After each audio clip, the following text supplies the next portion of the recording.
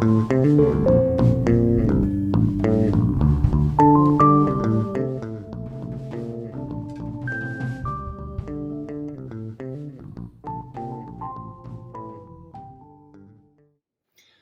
afternoon. Welcome to this month's episode, so to speak, of the Beginner's Fly Tying program for Potomac Valley fly fishers.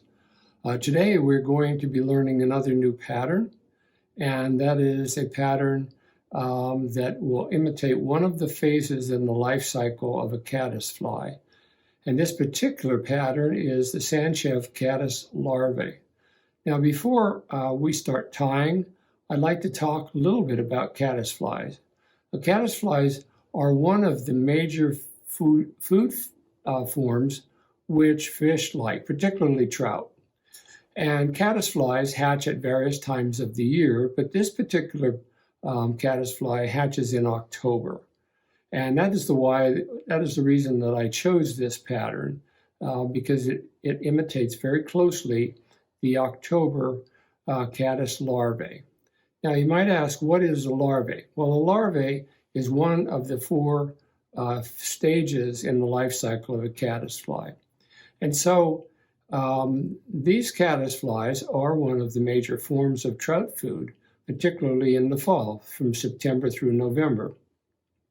Eastern fly fishers will refer to the October caddis as the great autumn brown sedge.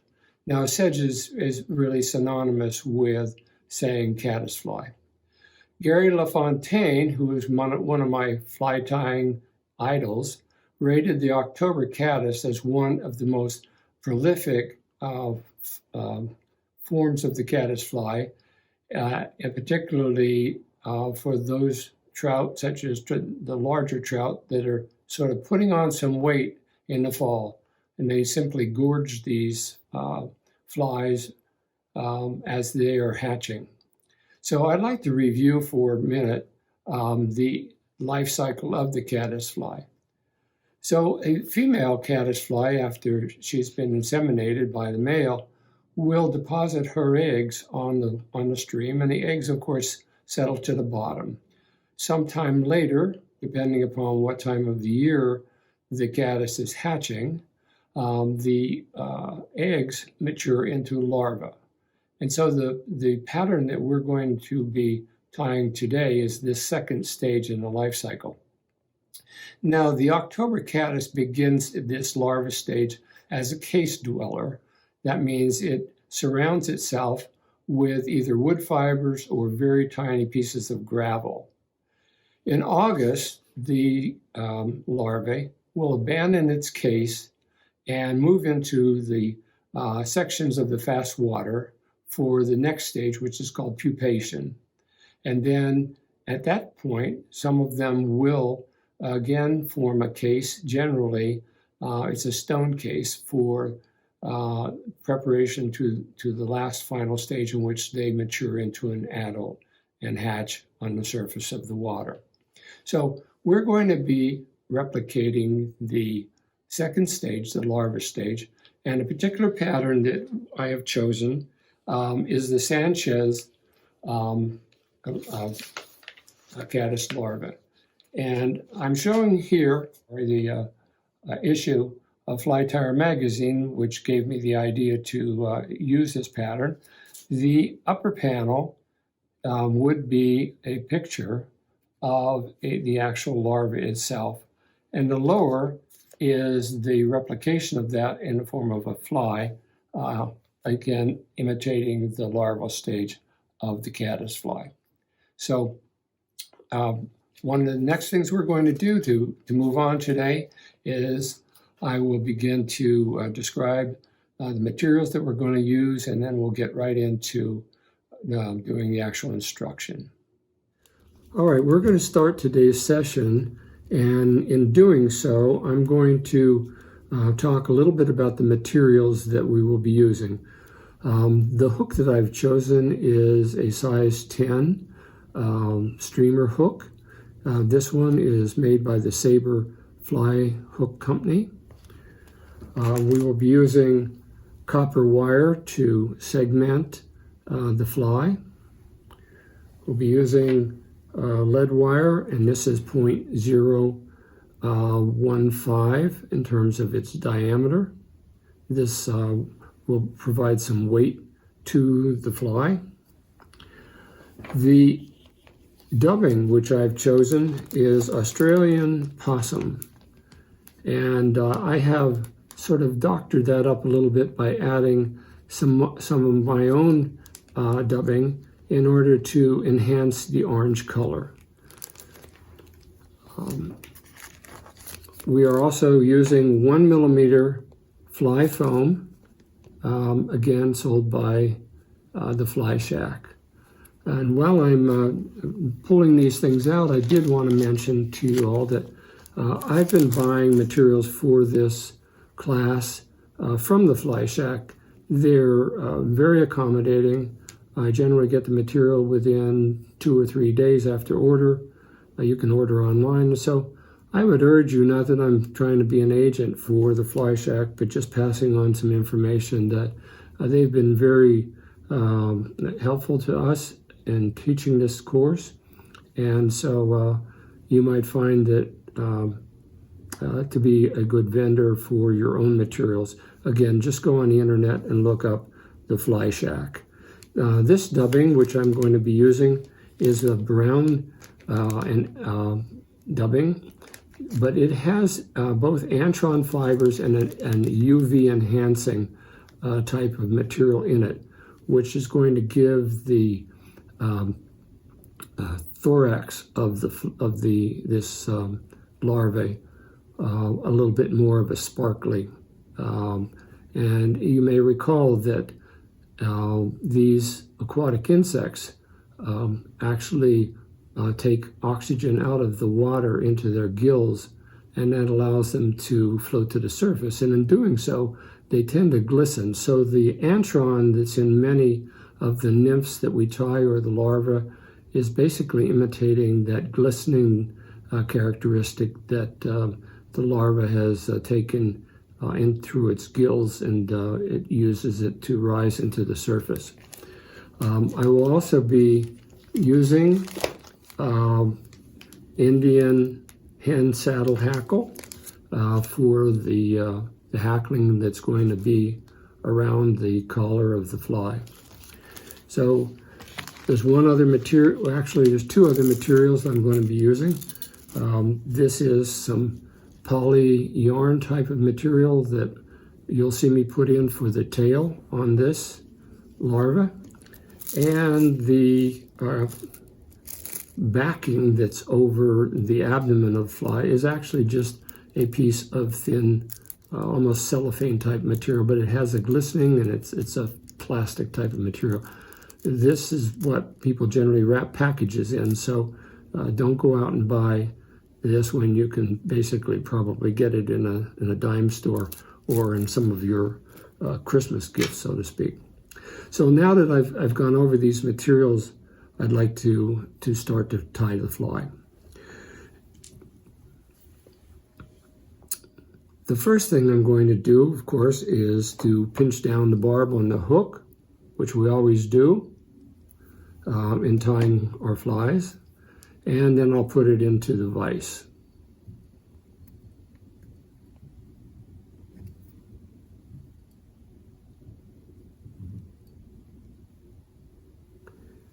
And the next thing I will do, of course, is to start the thread immediately behind the eye and begin to wrap the entirety of the shank of the hook back towards the bend.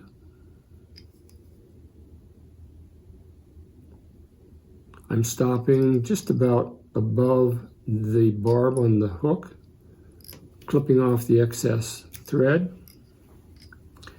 And then the next thing I will do is, and I've already pre-cut this is about a 2.5 to 3 inch piece of the lead wire or lead imitation wire.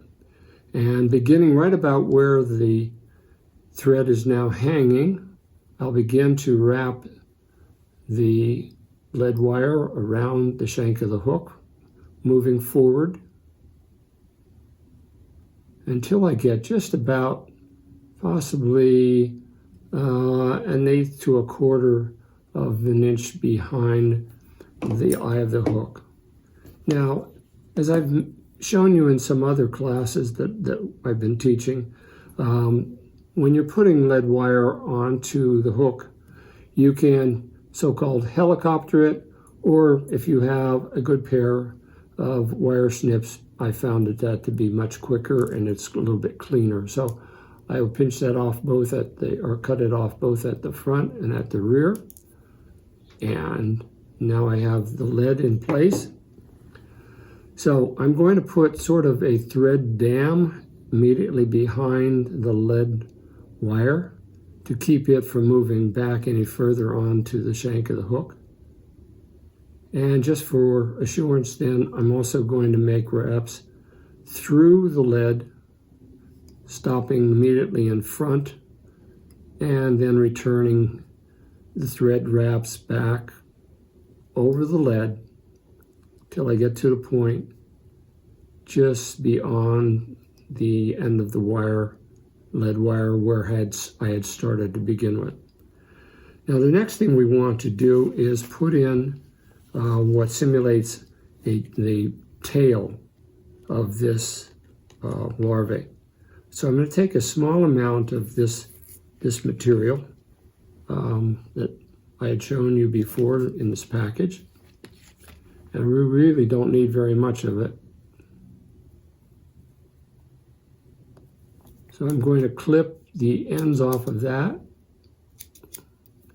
and then secure it with my thread, wrapping back slightly around the bend of the hook, and then just clipping this off in sort of a kind of like a staggered fashion. Because all we want is that for some of that material to be sticking out beyond the bend of the hook. It sort of looks like a little bit of the fibers that would be on the tail of the fly as it matures. The next thing that we will be doing is tying in a piece of the wing casing, or the casing that surrounds this larva. And I've already, and this material tends to stick to your fingers because it's a little bit electrostatic, but just this thin film, and it is about maybe 3 millimeters wide. So I'm going to cut a little point on that, lay it on top of the hook, and then begin to secure it with several thread wraps.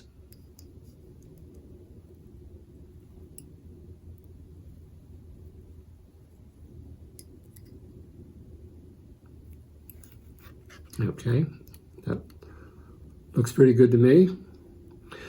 The next thing I'm going to do is take this piece of copper wire, which I have also had pre-cut. This is about a little over 2 inches, maybe 2 1/4 inches. That really doesn't matter.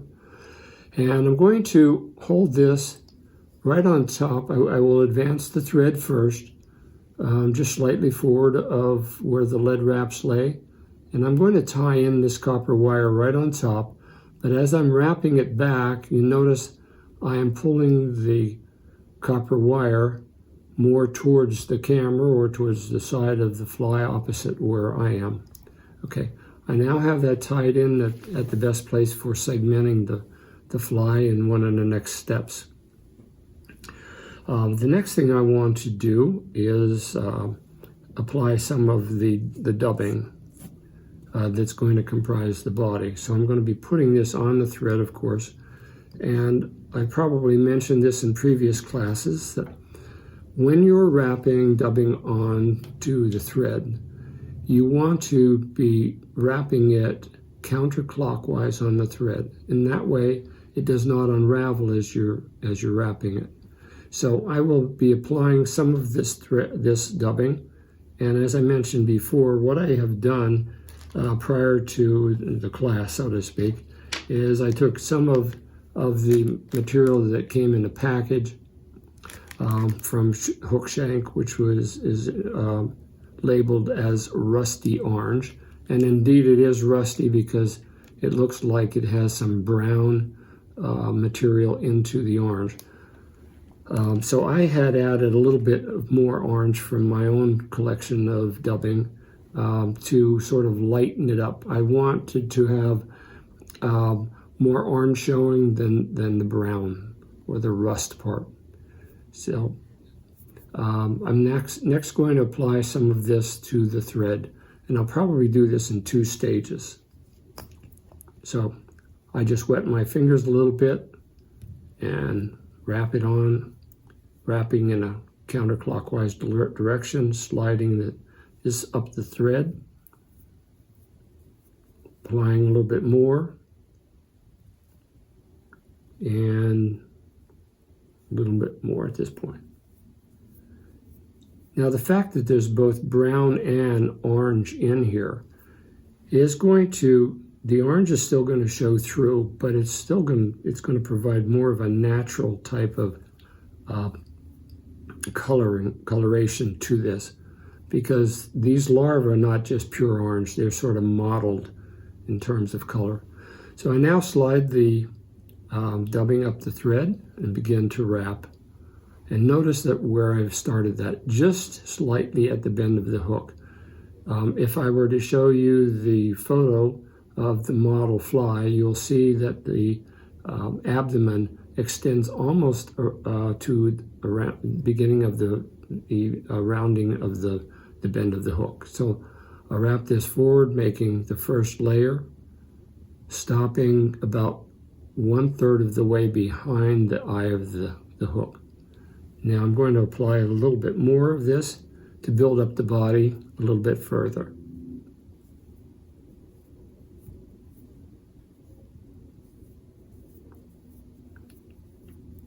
Because in contrast to mayfly nymphs, and I have noticed this during my tenure as a fly tyer, that the abdomen of a mayfly is very thin and narrow, whereas the abdomen of a caddisfly is very, I'll just use the word rotund. In other words, it's a little bit fatter type of a creature. Okay, so now I have stopped with my dubbing about 2/3 forward or about 1/3 behind the eye of the hook. I'm next going to take this thin, I'll just use the word cellophane type material, forward, holding it directly on top and holding it with my left hand so that it doesn't slide from side to side. I come up, make a little pinch with my thread, pull down, and then I can secure that right in place. So I now have that shiny shell back on this larva. I lift this up, make a few wraps in front, and then clip this off. So the shell back is now in place, but what we want to do next is to segment it. And so that segmentation takes place using the copper wire. But before I do that, I'm going to secure all of this with my whip finisher, if I can find where I put it. There it is. It's always good if you have a variety of materials that you're tying in, that periodically you make a few half hitches just to hold everything in place. And you'll see the reason that I'm doing that at this point is because I'm going to set the thread aside while I am wrapping the wire onto the fly. So I'm going to pull this little arm to the side just to hold the thread. And now I'm holding the copper wire with my pliers above, and I can rotate it as such to segment it. Or if you have a stationary vise, you can literally do the same thing by just wrapping it with your pliers. But if you have a rotary vise, that's one of the advantages of having a rotary vise, is that you can turn the fly rather than turning the material. So now that I have the segmentation done, I'm going to make several wraps behind the copper wire and in front of it before I cut it off.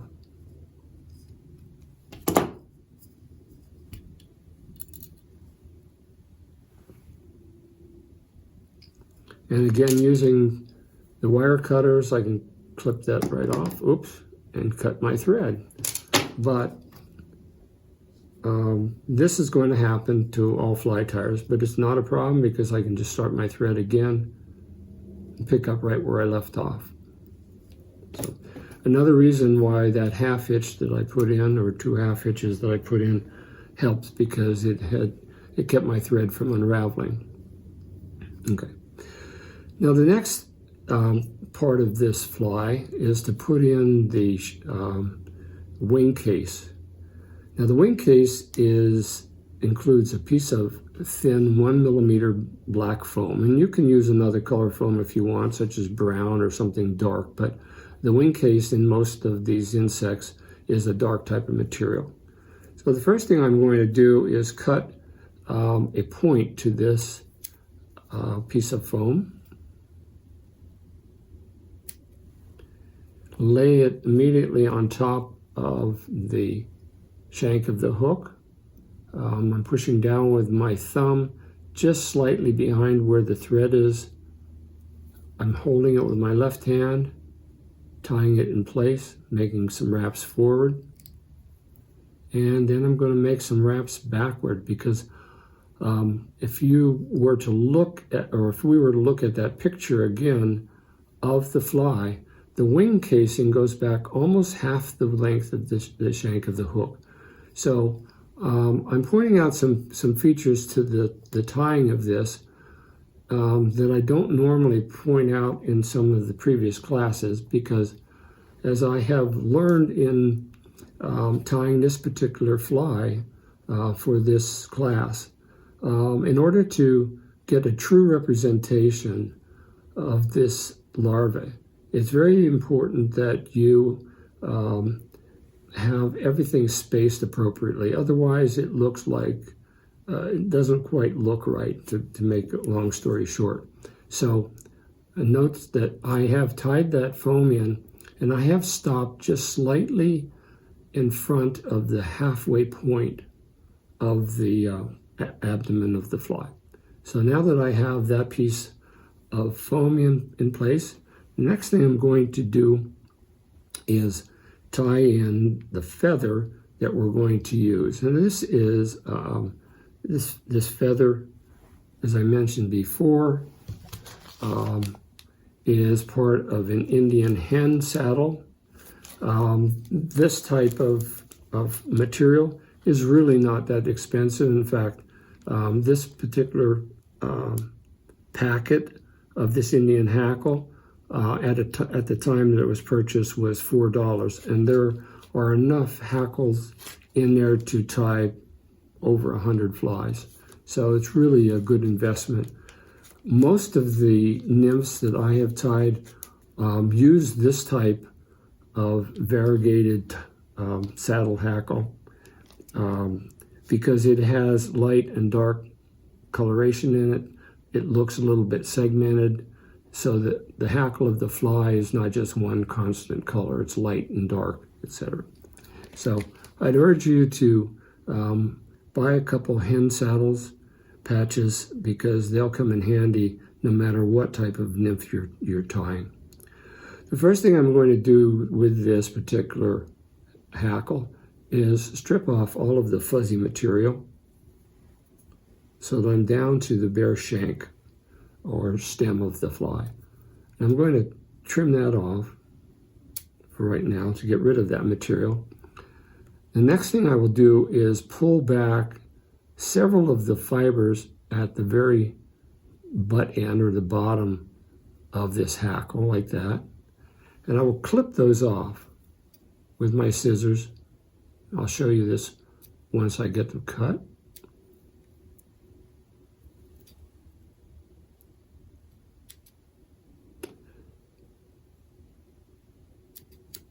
Now, I'm not sure that this will show very well with the camera, but this is the bare stem, this is the part I cut off, and this is the part I'm going to use. You say, why do I do that? Those small fibers that are still in place allow the thread to lock it in on the fly so it doesn't come out as you're tying it. So I'm going to clip off the bare stem at this point, And I'm tying this in so-called upside down, or the concave part is facing up towards ceiling in our tying room here. I'm laying this right across that point between where I put in the foam and the eye of the hook, and I'm going to make several thread wraps.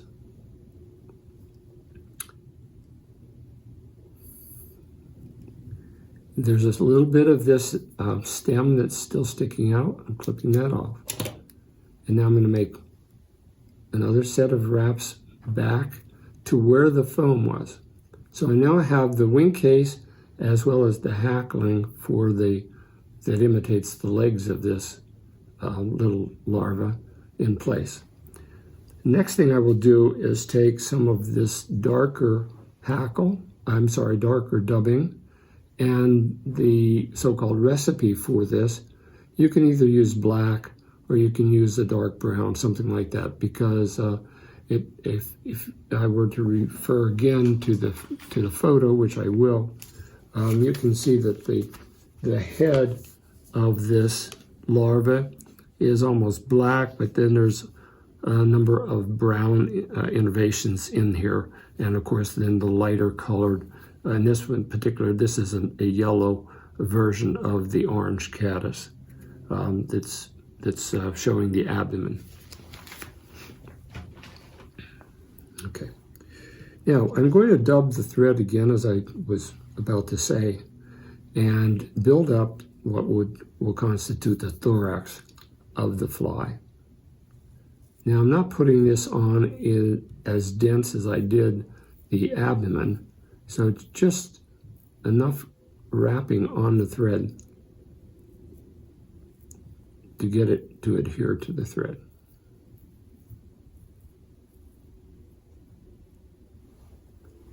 And the first thing I'm going to do is make one wrap in front of the wing case, and then I'm going to make about 2 wraps behind the wing case. So I'm basically building up a sort of a ball-shaped thorax. Now one more wrap of this type of dubbing in front of the wing case, again so that the thorax is sort of bulky looking.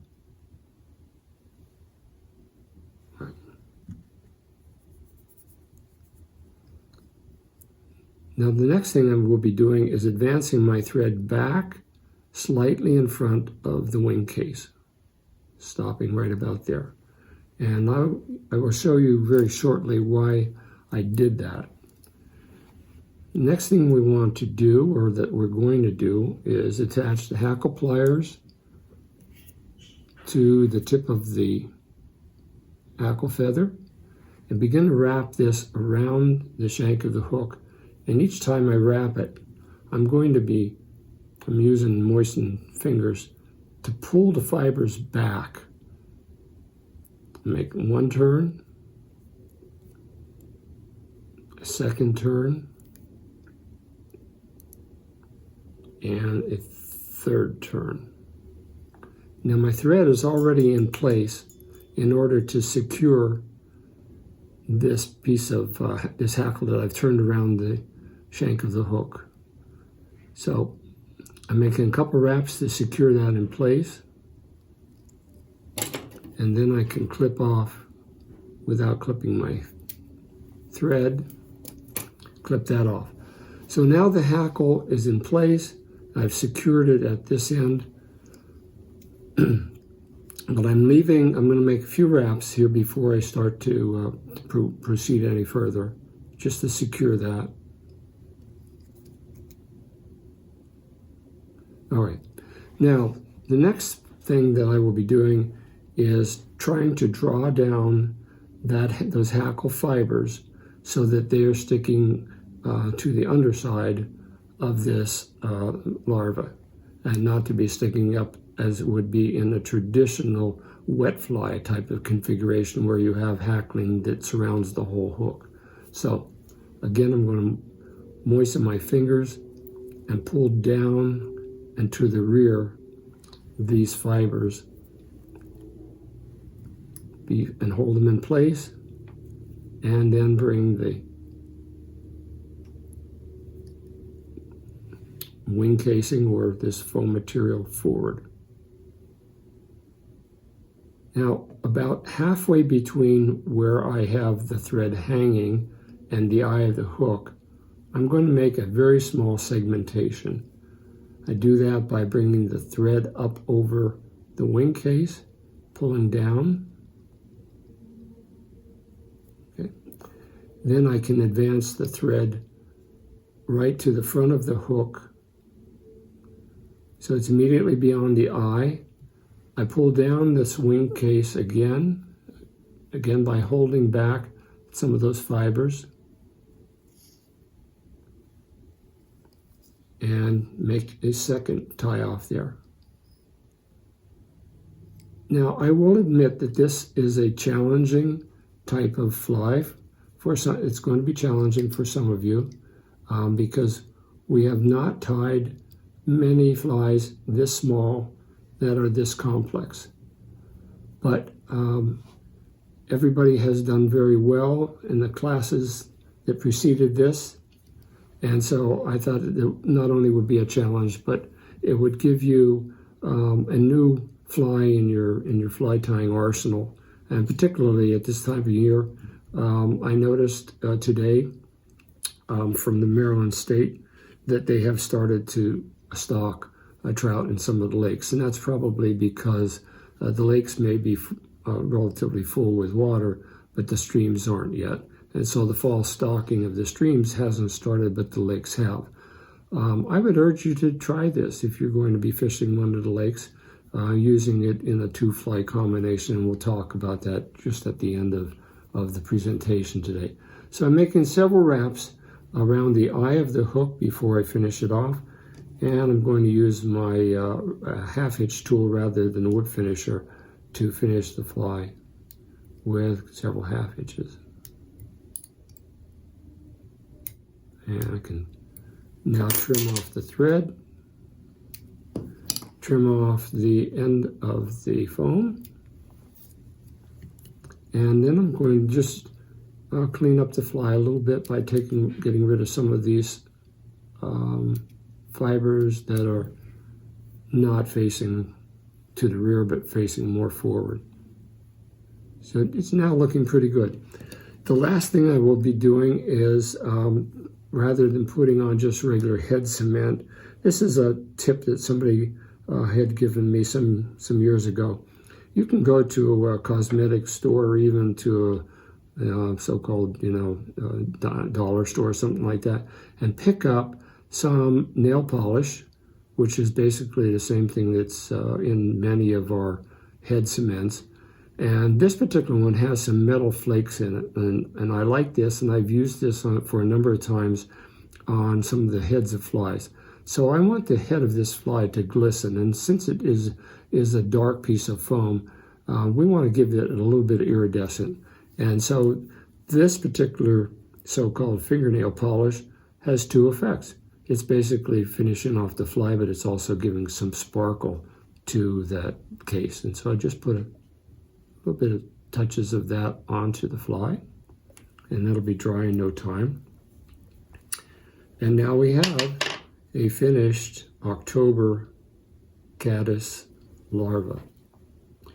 So the fly instructions that we'll be sending out very shortly will have all of the step-by-step instructions that I had been going through today in developing this fly. But it's a fairly good imitation of what we saw in our book here today. So I hope as you tie this fly, you will enjoy it. And again, the materials are readily available. They're not very costly. So as you're building up your fly tying repertoire, I would urge you to purchase items that are relatively inexpensive, but that you'll be able to use over and over again. All right. So I hope that you enjoyed the tying today of the Stanchev caddis larvae. And so I'm going to finish up by talking a little bit about how to fish this or any other type of caddis larvae.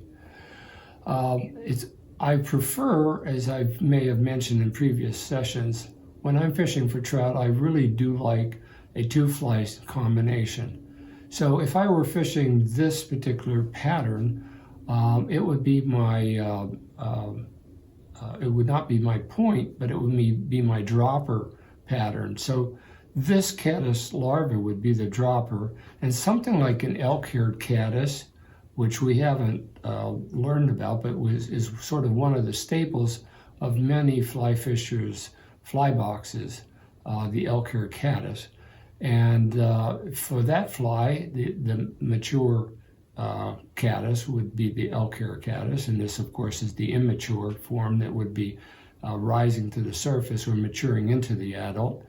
Nevertheless, I would fish that two-fly combination with this fly about 24 inches behind the elk-haired caddis.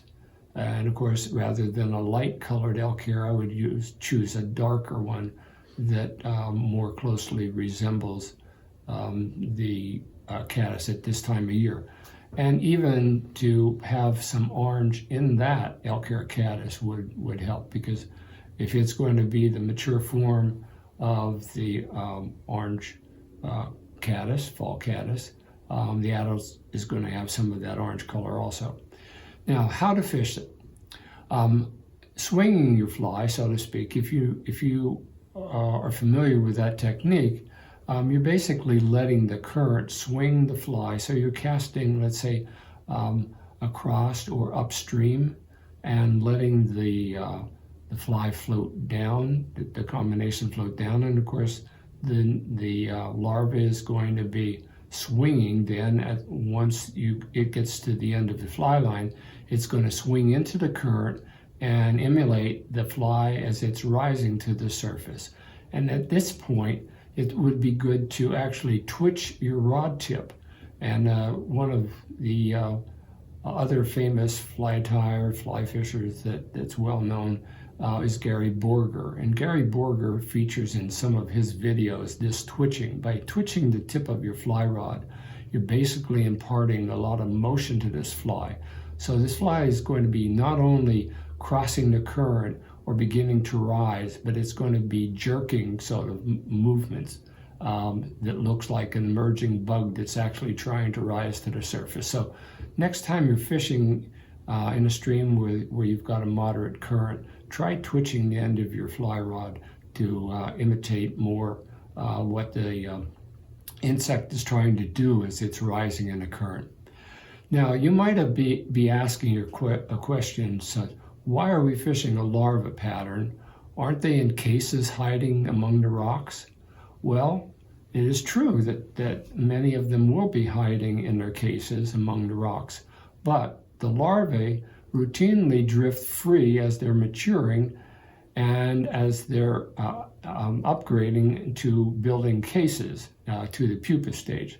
And so at that time, they offer a nice, easy meal to the trout. So if it doesn't make sense to you why you're fishing this pattern when part of its life cycle is in a case, it's because it's during those times between a larva stage and a pupa stage that they are free living, and they are basically floating downstream trying to find another place to hide.